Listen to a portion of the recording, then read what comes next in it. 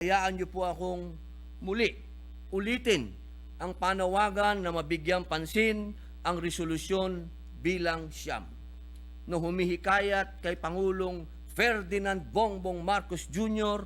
upang buhayin ang ating bilateral na usapan sa pagitan ng ating bansa at People's Republic of China patungkol sa kooperasyon pagdating sa oil and gas development sa dagat kanluran ng Pilipinas. Kung hindi pa po natin ito sisimulan, ay saan pa po?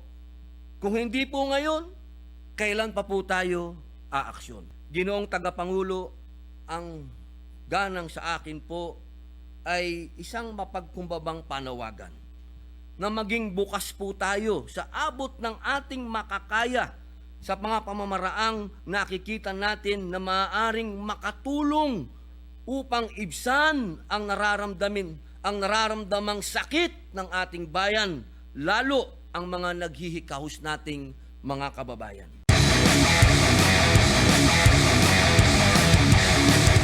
Ginoong Pangulo, at maraming salamat din po sa ating pinunong mayorya. A'udhu billahi minasyaitanir rajim. Bismillahirrahmanirrahim. Alhamdulillah rabbil alamin. Bismillahi wassalatu wassalamu ala rasulillahi. Asyhadu an la ilaha illallah, asyhadu anna Muhammadar Rasulullah. Ginoong Pangulo, mga pinagpipitagang miyembro ng lupon na ito, isa pong magandang hapon po sa inyong lahat. Assalamualaikum warahmatullahi wabarakatuh. Ang inyong lingkod ay tumitindig ngayong hapon sa bisa ng kolektibo at personal na pribilehyo upang talakayin ang isang paksa hindi lamang malapit sa sikmura, ngunit lalo't higit ay direktang tumatama sa sikmura ng mga Pilipino.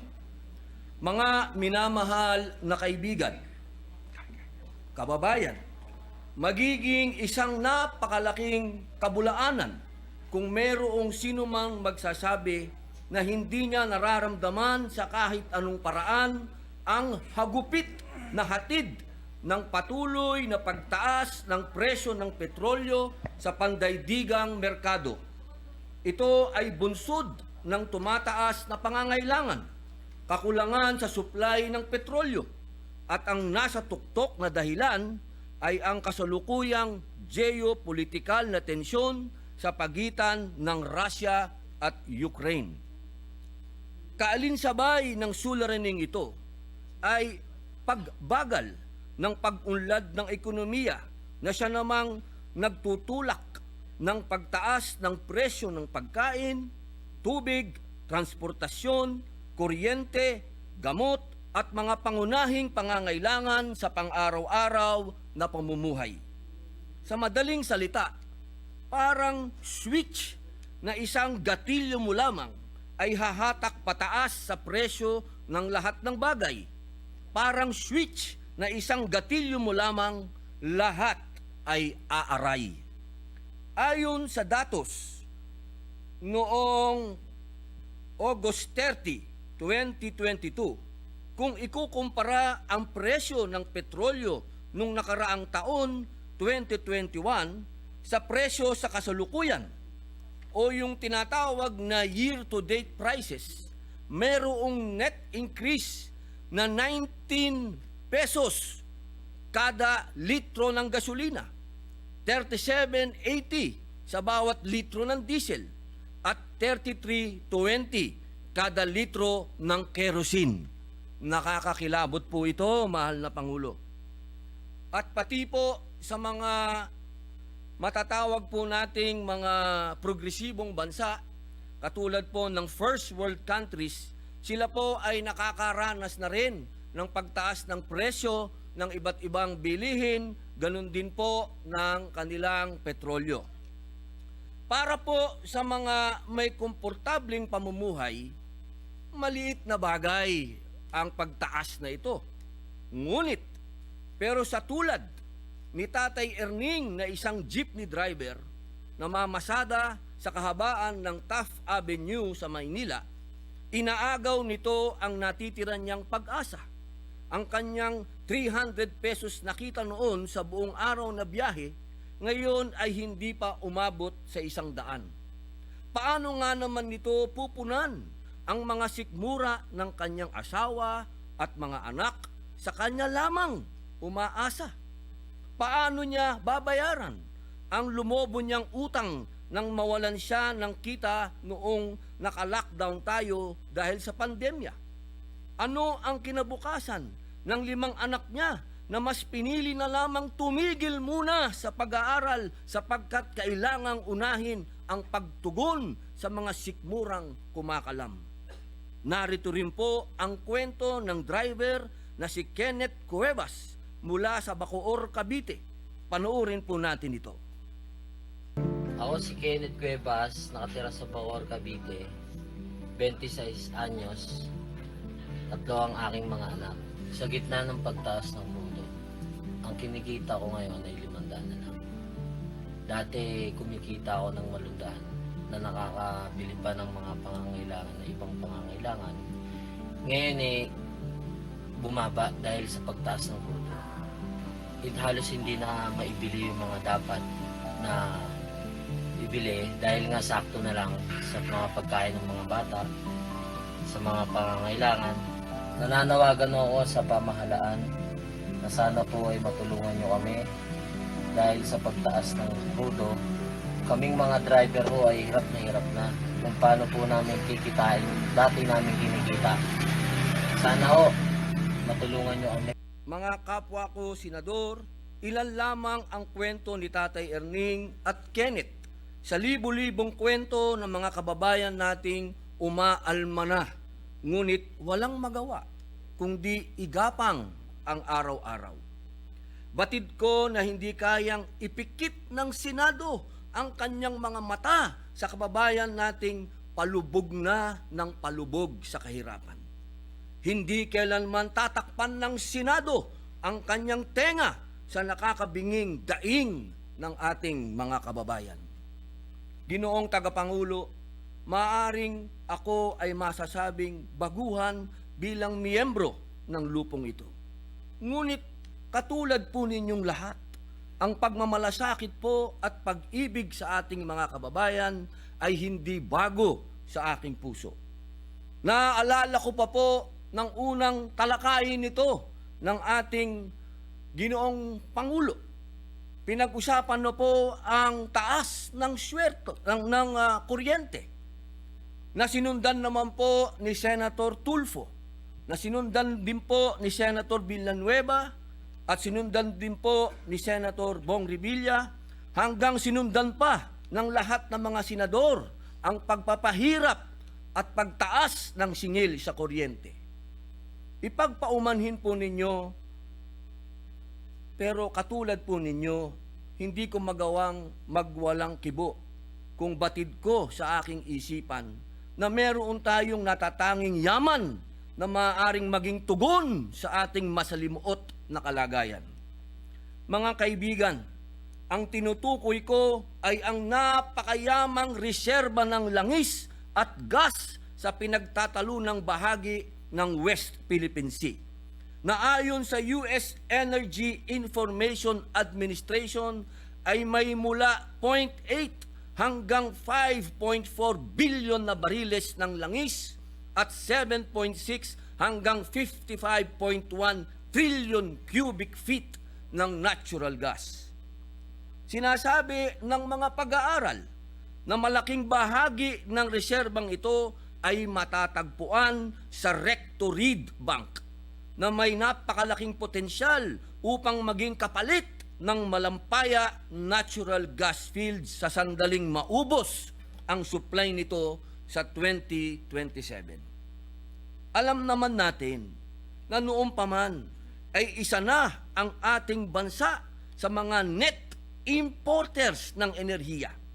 Base sa ulat ng Kagawaran ng Enerhiya, umakyat pa ng 87.9% o 11.15 billion ang net oil imports ng ating bansa noong 2021 kumpara sa ating inangkat noong 2020 na may kabuuang 5.93 billion.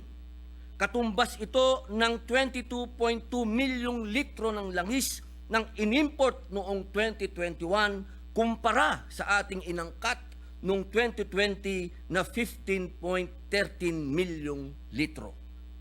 Malinaw na meron tayong lumalaking pangangailangan sa enerhiya. Sa kasamaang palad pa, tayo po ay nangungulelat at naghahabol palagi, nakikipagsapalaran sa merkadong pandaigdig sa petrolyo. Dahil wala po tayong sapat na produksyon. Mula noong 1970s pa tayo naghahanap ng sarili nating langis sa ating bakuran. Ngunit hanggang ngayon, 3 pa lamang ang pansarili nating proyektong pangpetrolyo na umabot sa komersyo. Ang Malampaya Gas Project, ang Galok Oil Field na pawang sa katubigan ng Palawan, at ang Alegria Oil Field sa Nanas sa Cebu. Matagal na tayong iniwan ng ating mga kapitbahay na bansa tulad ng Indonesia, Malaysia at Vietnam na mga exporter pa nga ng petrolyo sa kabila ng katotohanan na magkakalapit ang ating geological setting, lalo na sa karagatan. Isipin na lamang natin, gaano kalaki ang mababawas sa ating inaangkat kung magkakaroon tayo ng sariling pagkukunan ng langis at natural gas. Wala pong duda, hitik at nag-uumapaw ang ating likas na yaman sa dagat kanluran. Ang mga salitang ito ay hindi mga hilaw na salitang nagmumula sa isang estranghero, nagpapanggap gamit ang mababaw na pagtingin sa tunay na kalagayan ng ating teritoryo sa dagat kanlurang Pilipinas. Hindi po tulad ng iba, nakita po mismo ng aking mga mata, personal pong pinuntahan ng inyong lingkod ang Isla ng Kalayaan na itinampok sa isang dokumentaryong pinamagatang Isang Linggong Pag-ibig. 1 linggo po tayong naglayag, nag-ikot, nanirahan sa mga kapuluan ng Pag-asa Islands noong nakaraang buwan ng Mayo noong nakaraang taon. Sa tulong ng Philippine Navy at mga tauhan ng Philippine Coast Guard na nakatalaga sa Naval Station Emilio Liwanag, nakapagbigay po tayo ng tulong sa ating mga kababayang naninirahan sa isla. Nagkaroon din po tayo ng pagkakataon makapagpatrolya sa karagatang sakop ng Isla Pag-asa. Habang kami po ay naglalayag, nakatagpo kami ng malalaking Chinese vessels at isang Vietnamese vessel sa mga lugar na nakapalibot sa Reed Bank na nasa loob pa rin ng territorial waters at exclusive economic zone ng Pilipinas. Hindi lamang po ito traditional fishing vessels. Naglalakihang industrial vessels po ang mga ito. Sariwang-sariwa pa sa ating alaala ang kalagayan sa dakong iyon ng ating bansa. Aktwal at personal ang aking nakaranasan. Nakadaong kami sa iba't ibang pulo ng Pag-asa. Bumabad sa init ng araw at sumuong sa katubigan. Higit sa lahat, lumubog tayo sa araw-araw na pamumuhay ng ating mga tanod baybayin. Malinaw ang ating natutunan at mas naging masidhi ang damdaming makabayan. 1 linggong pag-ibig, ngunit dito natatapos ang aking pagtatangi sa West Philippine Sea. Hindi po natapos dito, mahal na tagapangulo. Isa po ang ating napagtanto.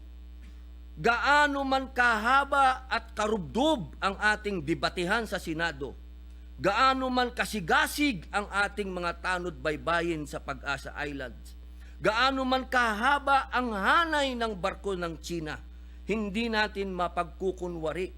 Walang konkretong hakbangin para malinang at mapakinabangan ang nag-uumapaw na yaman ng bansa sa West Philippine Sea. Minsan na po nating nabuksan ang malalim na usapin na ito noong Nobyembre 2018 sa ilalim ng pamumuno ng dating Pangulong Rodrigo Roa Duterte. Pumasok tayo sa isang Memorandum of Understanding para sa pakikipagtulungan sa pagpapaunlad ng langis at gas sa West Philippine Sea, kasama ang Republika ng China. Nilagdaan ito ng dating kalihim panlabas na si Teodoro Locsin Jr. at pandayuhang ministro ng China na si Ginoong Wang Yi. Gayunman, matapos ang 3 taong negosasyon at talastasan, tinapos ang usapan dahil sa nakikitang posibleng issue sa konstitusyon. Masilimuot ang usapin sa West Philippine Sea. Ngunit, hindi maaaring magsawalang kibo at pikit mata ang gobyerno, lalo na kung para sa kapakinabangan ng Pilipinas. Tulad ng aksyon ng ibang mga bansa, ang kooperasyon o joint development ay sinimulan sa mga usaping legal at katanggap-tanggap para sa mga estado. Narito ang Japan at Korea 1974 Agreement para sa joint development ng mga lugar na nasa continental shelf. Ang Bahrain at Saudi Arabia 1958 Agreement naman ay ukol sa joint development sa lupain na itinuturing na sakop ng Saudi Arabian Continental Shelf. Sa ibang legal na kasunduan para sa joint development, tinitiyak ng mga estado ang geographical areas kung saan lilinangin ang mapagkukunang yaman. Kasama na rito ang kasunduan ng Norway at United Kingdom noong 1976 sa Frigg Field Gas Reservoir, kung saan tukoy ang lugar ng joint development base sa usaping geographical at geological. Kung hindi naman geographical areas ang basihan, maaaring pag-usapan ang joint development batay sa anyo o uri ng land deposits na tutukuyin ng mga nagkakasundong bansa tulad ng 1960 Agreement ng Austria at Czechoslovakia ukol sa common land deposits ng natural gas at langis. Bagamat ang mga bansang ito ay may alitan sa kanilang soberenya, nagkaroon sila ng pagkakaunawaan. Mahal na Ginoong Pangulo, hindi naging hadlang ang alitan at kanilang saligang batas upang pakinabangan ang kanilang yamang gas at langis. Ginoong Pangulo, simple lang ang ating punto, base na rin sa kasaysayan at mga pag-aaral. Ang joint development ay isang paraan at pagkakaunawaan kung saan maaaring maiwasan ng mga bansa ang issue ng soberenya sa pamamagitan ng magkasamang paggalugad at pagpapaunlad ng likas na yaman sa isang napagkasunduang lugar. Sa mga joint development agreements, madalas na lumilitaw ang mga elemento ng lawak ng lugar, uri ng kontrata, mga kaayusan sa pananalapi, ang proseso ng pagpili ng mga konsesyonaris o mga operator, ang haba ng kasunduan, at ang kalikasan at gampanin ng joint management body. Marami rin pong bansa ang nakapaghanap at ngayon ay nakikinabang sa mga partnerships sa mga kapitbahay nilang bansa gaya ng Malaysia at Thailand o kaya sa mga pribadong kumpanya pang petrolyo tulad ng Vietnam, Malaysia at Indonesia. Kung nagawa ng mga bansang ito na magsigasig sa pag-aaral at pairalin ang bukas na isip at diplomasya, bakit hindi natin muli bigyan pansin at konsiderasyon ang usaping ito? Gaano man kaganda, kabuti ang ating mga batas, tali ang kamay ng Kongreso para iangat ang buhay ng ating mga kababayan. ang ibig ko pong tukuyin. Kahit anuman ang pagsisikap nating paunlarin ang ekonomiya sa pamamagitan ng batas, wala tayong mararating kung hindi natin gagamutin ang kung tawagin nga ni Dr. Gerardo Sicat ay original na kasalanan o original sins. Ang mapanupil at mahigpit na restriksyon ng konstitusyon sa usapin ng ekonomiya. Hindi rin natin maikakailang isa po ito sa mga dahilan kung bakit tayo po ay naiiwanan na ng ating mga kalapit na bansa dahil po sa kakulangan ng pondo o investment. Meron po tayo mga batas na pinangunahan na ng Presidential Decree 87 noong pang 1972 at maraming beses nang inamendahan upang makaakit tayo ng mga oil companies sa pribadong sektor. Nandyan din po ang bahagi ng 1987 na Constitution, partikular Artikulo 12, Seksyon 2, na siyang nagpatibay pa sa ilang aspeto ng PD 87 upang palawakin ang kakayahan ng gobyerno na maisulong ang mga industriya, lalo na ang industriyang pangpetrolyo. Tatawagin ko po ang pansin natin sa isang bahagi nitong nasabing seksyon na nagsasaad. The exploration, development, and utilization of natural resources shall be under the full control and supervision of the state.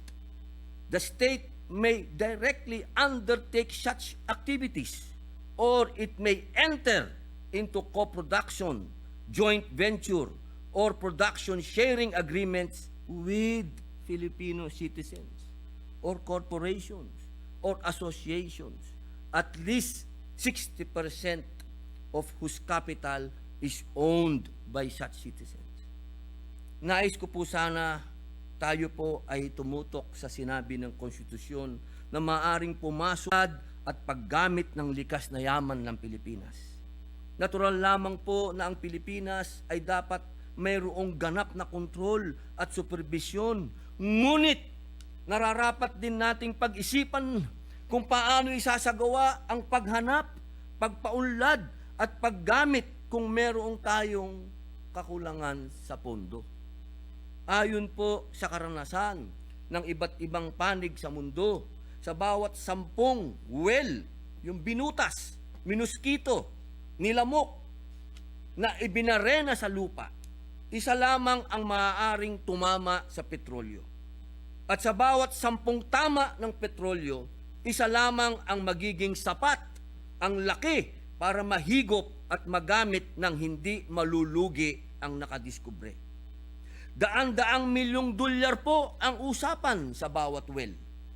Malinaw na napakahirap po para sa ating bansa na suluhin ang gastos sa petroleum exploration.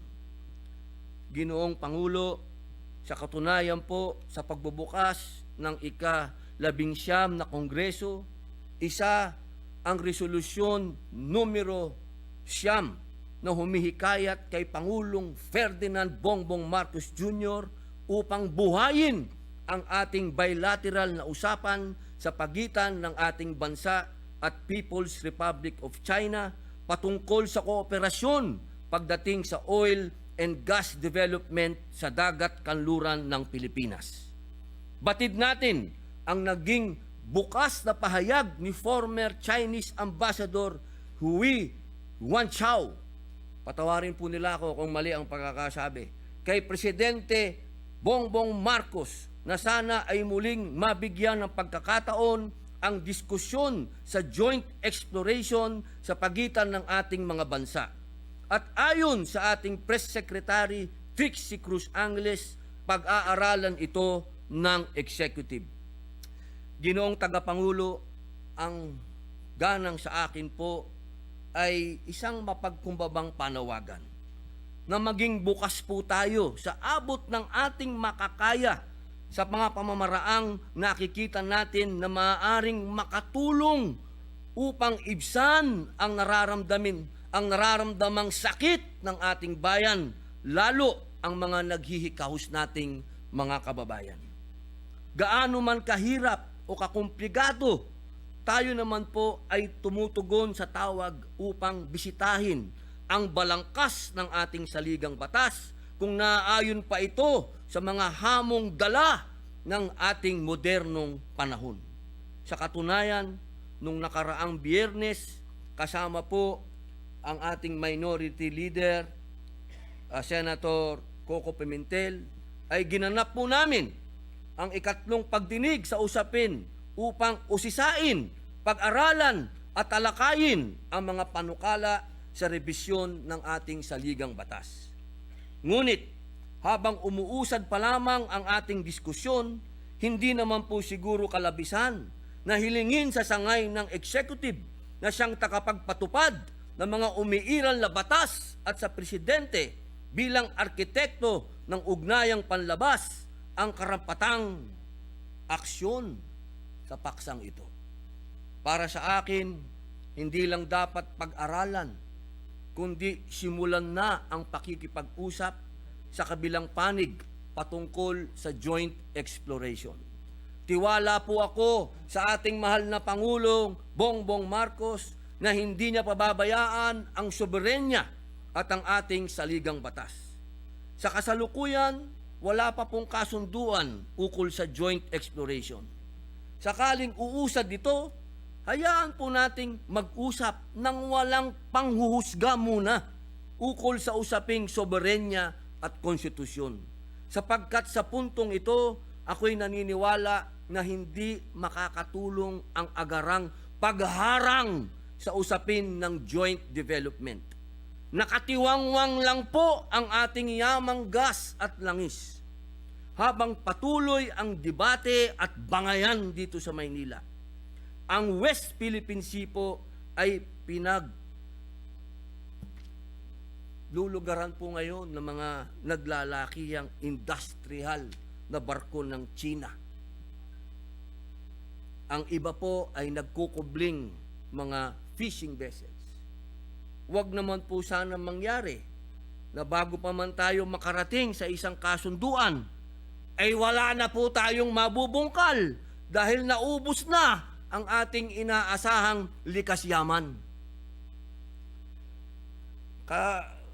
Noong September 2 lamang po, mahal na Pangulo, nasa balita ang pagkaubos, ang nalalapit na pagkaubos ng tuna, isdang tuna sa West Philippine Sea. Ang sabi po ng mga eksperto, 5 to 10 to 15 years, awanin, wala na. Ganyan po. Hanggang ilang taon po o dekada pa tayo maghihintay. Ginoong Pangulo, habang sinasambit ang talumpating ito, ay nabalik sa aking kaisipan ang aking natutunan sa aking isang linggong paglalakbay sa Isla ng Pag-asa. Walang imposible sa porsigido. Ang ating tagumpay ay nakasalalay sa kung saan, sa hanggang saan ang itataya natin upang maabot ang ating mga mithiin. Ginoong Tagapangulo, bilang pagtatapos, ay hayaan niyo po akong muli ulitin ang panawagan na mabigyang pansin ang resolusyon bilang 9 na humihikayat kay Pangulong Ferdinand Bongbong Marcos Jr.